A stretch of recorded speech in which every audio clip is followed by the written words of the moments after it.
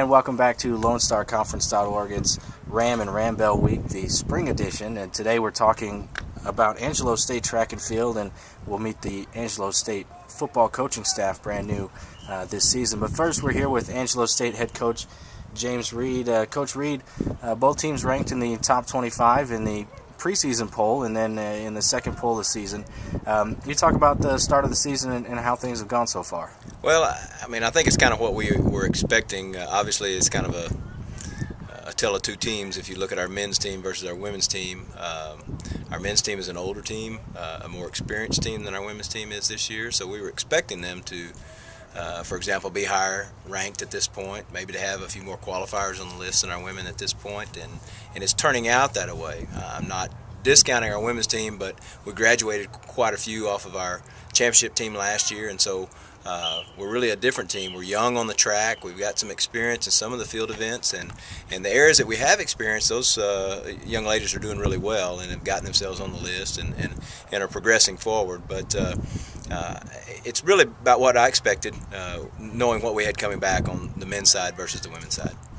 Okay, I know you don't like to toot your own horn, but traditionally one of the top teams in the Lone Star Conference on both the men's and women's side and throughout the nation, really. Can you talk about the history of Angelo State track and just how special it is? Well, it's something that I'm constantly reminding our kids of, because we are such a tradition-rich school with regards to track and field, as well as some of the other sports also. But particularly in track and field, for me, I've been here many, many years, and of course began under legendary coach David Noble, who was a longtime men's coach for many years and had great success there. Many, top 10 and top 5 team finishes, finished second in the nation many times, many conference championships, and then took over the women in the mid-90s. And it's when I came on board and was able to move them up to get them to the kind of same level as the men, I guess, if you will. But there is a lot of tradition here, and we talk to each and every group every year about, it's our responsibility as a new group, even though some of the faces are the same each year. We always have new faces, and this is a new year, and the charge to each year is, hey, we want to continue that tradition. We want to do and continue what the people that have come before us have laid out there. And I've kind of given myself that same charge when I took over the reins for Coach Noble back in '99, that I wanted to continue the success with this program that he had begun while I was working under him. And thankfully, we've been blessed with getting some great athletes in here and some kids that want to be a part and want to work hard, and some great coaches along the way that have allowed us to continue that tradition.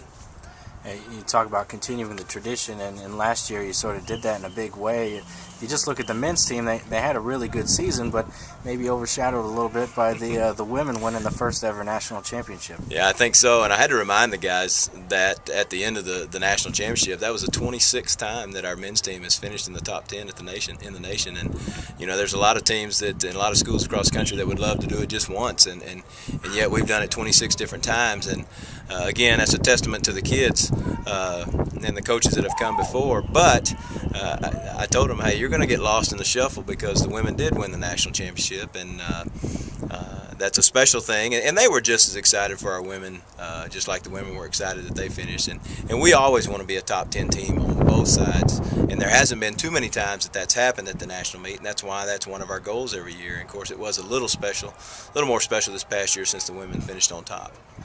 Every week it seems like you're racing against the clock and trying to post some of the top times in the nation, and always with the goal of getting to nationals and competing on a national level. But on the conference level, pretty good competition as well. Can you maybe preview the road stretch here? Well, I tell you what, I think this year's Lone Star Conference Championship track and field meet is going to be one of the most exciting that there's been in the last many years on both sides, the men and the women. Of course, we're always vying for that conference championship, but we're seeing, based upon the conference list, quite a bit of parity in the conference this year. There's some teams that are really strong, some teams that might not have been as strong as they've been in the past. And when you look at the list, which that's simply all it is a list, it could shape up to be an extremely tight contest, not between just 2 schools, but between about 4 or 5 schools. And I think that's what will make it an exciting meet. I mean, it could very well be a meet that comes down to the mile relay at the end or something like that, or be decided by less than 10 points, I think. And that's exciting to me as a coach, and I know it is to the other coaches in the conference, because track's a little bit easier to predict, because you can kind of look and see where people are. And you know, if there's a girl running 11.3 in the conference in the 100-meter dash, and the next time on the list is 12.3, you know, it's probably a safe bet to say, unless something catastrophic happens to that 11.3 girl, that the 12.3 girl is probably not going to beat her. It's just too scientific. That's too big of a gap to overcome. But, you know, we don't see that except in just a few events. But when you go down the list, top to bottom, on the men's side and the women's side, there are a few events where one or two people have really separated themselves from the field.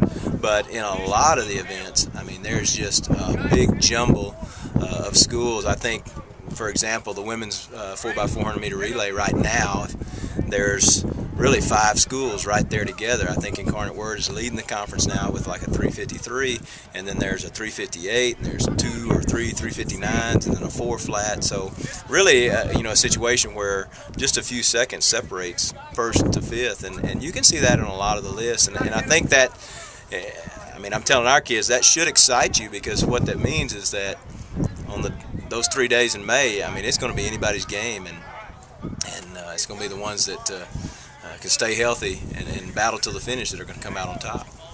Okay. Talk about maybe San Angelo a little bit, and Angelo State, outside of Coach Gabriel, who's on your staff, assists with the distance, and maybe Coach Brassfield, the athletic director. You're one of the longest tenured members of the staff here.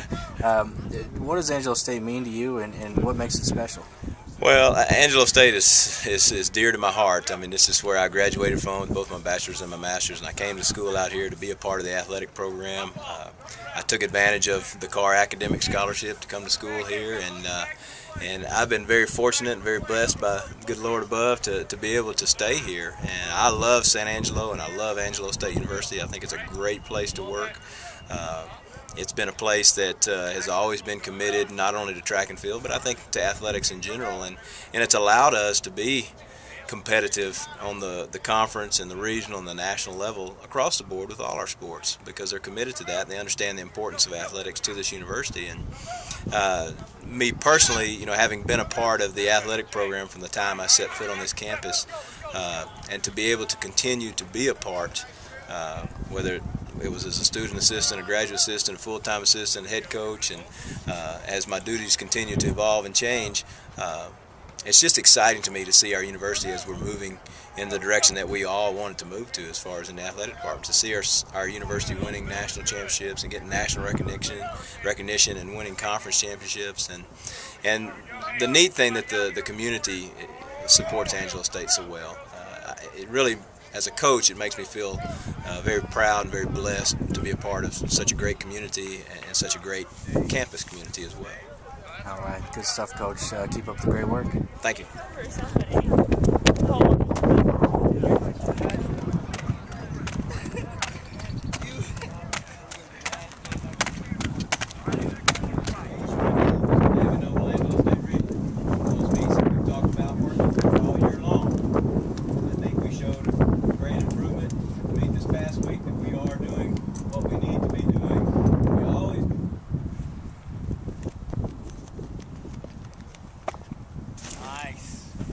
That's a good run right there. Put your step down a little better. Put your step down a little better. That kind of just went straight into it. That's why. Put the step down and let the hips press. Shorten that step up. The hips will start going.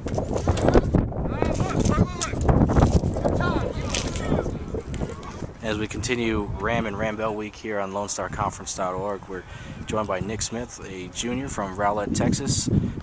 Nick, one of the fastest guys on the Angelo State team and one of the fastest guys in the Lone Star Conference. You talk a little bit about how the season started off so far? Well, the season started off kind of shaky. I was kind of injured first couple of meets, ran 400, got my strength back, and now running pretty fast, 100 almost PR and 200 almost PR, so feeling pretty good right now. Okay, you had a big week with the relay teams as well. A lot of provisional marks for both the men and the women so far, and both teams ranked in the top 25 in the country. Can you just talk about Angelo State track and how special it is to be a part of something so successful? Well, girls coming off a national championship and guys trying to finish strong, trying to win conference for the first time in a couple of years. We've been doing really good. I'm very impressed with the workouts from the guys and the girls, and we're just going to keep striving hard to win nationals and conference.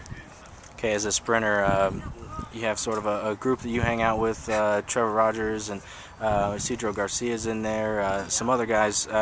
You talk about the sprinters and maybe what you've seen so far that's impressed you? Oh man, we're a real close-knit group. I mean, the sprinters, we hang out all the time, we have fun, we work hard together, we compete every day at practice. Just a lot of fun with the sprint crew, and as well as the distance crew. Real close-knit group as a team. Girls included too. So we're just real close-knit. Okay. What's your major and what do you like about Angelo State? I major in communications, and I love this school because it gives you opportunity to run and learn at the same time. So it's real good combination, and it's a real good school to go to. All right. Hey, thanks so much. Keep up with the work. All right, thank you. Step with your right first. I was like, what? Right left. Okay. Now, everything we did on the ground was, and in the ring, was working to throw up, up, up. You went. Out.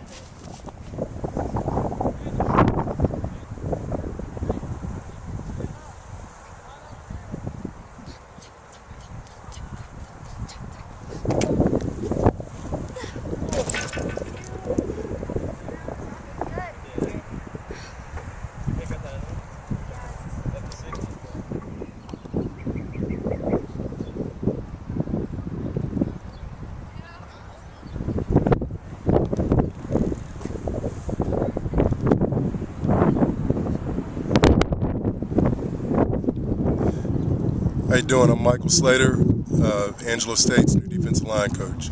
I'm Theron H., wide receivers quarterback coach at Angelo State. Hi, I'm Coach Walton, the new defensive coordinator at Angelo State University. Hey, I'm Russell Gaskamp. I'm the new offensive coordinator and offensive line coach here at Angelo State University. Will Wagner, head football coach at Angelo State University. Mark Walker, let's go. Rambelle. I need your addresses and I need your cards.